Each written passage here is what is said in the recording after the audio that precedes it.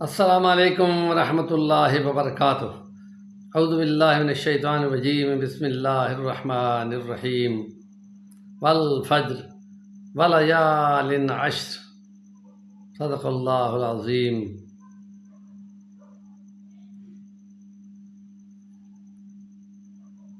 فجر کی قسم ہے اور 10 راتوں کی۔ بڑے مفسرین میں ابن کثیر وغیرہ ان کے نزدیک 10 راتوں سے مراد یہ ذی الحج کی یکم ذی الحج سے 10 ذی الحج تک اس راتوں کی قسم مراد ہے، اور اس کے اندر جو افعال ہونے ہیں ان کی عظمت کی وجہ سے خدا نے قسم اٹھائی ہے۔ اور اس میں جو اعمال کیے جاتے ہیں ان کی فضیلت یہ ہے کہ جہاد جتنا بڑا عمل بھی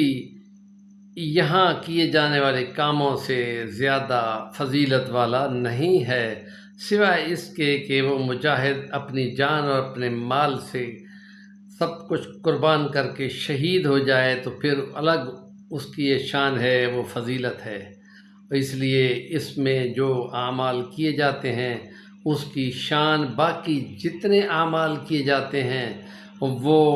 یہاں زیادہ فضیلت والے ہیں۔ مسلمانوں کے جتنے اعمال کیے جاتے ہیں وہ 10 راتیں جو رمضان المبارک کے آخری عشرہ میں ہوتی ہیں، صرف اس حساب سے ہے کہ وہاں ایک رات ہے جس کو لیلۃ القدر کہا جاتا ہے اور اس کی تلاش میں کی جاتی ہے۔ اور دوسرا یہ حج کے 10 دن ہیں جو یکم سے لے کے 10 تک ہوتے ہیں، 10 کو قربانی ہوتی ہے، اور یہ بہت بڑے والا فضیلت والا کام ہے، اور اس میں قربانی کی جاتی ہے، اور یہ قربانی خدا کے یہاں بہت زیادہ قبولیت رکھتی ہے، اور بہت زیادہ لوگوں کے گناہوں کی بخشش کا خاص دن ہوتا ہے۔ اور اس کے بعد اس سے 1 نمبر کم ذی الحج کی 9 کو، جو کہ حج کا دن ہوتا ہے اور بہت بڑی فضیلت والا کام ہوتا ہے، اور اس میں خدا کی عظمت کا اقرار کیا جاتا ہے عرفات کے میدان میں، اور حج مقبول کا دن ہوتا ہے، اور اس میں بنی غنم کی بکریوں کے بالوں کے برابر خدا اتنی کثیر مقدار میں لوگوں کو بخشتا ہے، اور یہ خاص شان ہے۔ اور اس دن اگر روزہ رکھا جاتا ہے، ویسے تو نبی پاک کا فرمان ہے یکم سے 10 تک کا یہ روزہ رکھو اور 10ویں میں قربانی کرو، اور روزے کو اسی قربانی کر کے اسی گوشت سے کھولو، لیکن کم سے کم 9 کا روزہ اس کی یہ فضیلت ہے کہ 1 سال پہلے کے اور 1 سال بعد کے گناہوں کا وہ کفارہ بن جاتا ہے، یہ اس کی خاص شان ہے۔ اور یہ کہ حج کے دنوں میں جو تکبیرات پڑھی جاتی ہیں اس کی بھی بڑی شان ہے، اللہ اکبر، لا الہ الا اللہ واللہ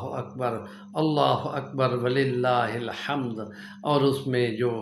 10 کی قربانی والے دن عید ہوتی ہے، اور عید کے آنے اور جانے والے راستوں پر باقاعدہ اسی تکبیر کو پڑھا جاتا ہے، اور اس کی یہ خاص شان ہے۔ اور قرآن مجید کی ان دنوں میں تلاوت اور خاص طور پہ آیت الکرسی پڑھنا ایک خاص فضیلت رکھتا ہے، اور اس میں جو اذکار مسنون ہیں وہ بہت زیادہ مقبولیت رکھتے ہیں، اور ان کو صبح و شام باقاعدگی کے ساتھ پڑھنا بڑی فضیلت اور شان رکھتے ہیں۔ اور اس لیے اس میں استغفار کرنا، درود شریف پڑھنا اور صدقہ خیرات کرنا، مال کا خرچ کرنا بھی بہت بڑی فضیلت رکھتا ہے۔ تو یہ جو خاص دن ہیں ان میں دن میں نوافل اور رات میں باقاعدہ تہجد پڑھنا اور عبادات کرنا، اور اگر روزہ رکھا جا سکے تو روزے بھی رکھنا، اور یہ خاص دن ہیں جو خاص فضیلت والے ہیں، اور اس لیے اس میں خدا نے قسم اٹھائی ہے اس رات کی، تو یہ خاص فضیلت کی وجہ سے ہے، اور اس میں حضرت ابراہیم علیہ السلام کی اپنے بیٹے کے جو قربانی کی تھی اس کی یاد بھی تازہ ہو جاتی ہے۔ ہمارے چینل کا نام ہے صفی الوانی، ضرور سبسکرائب کریں، کام کی بات کا کمنٹ ضرور دیا کریں۔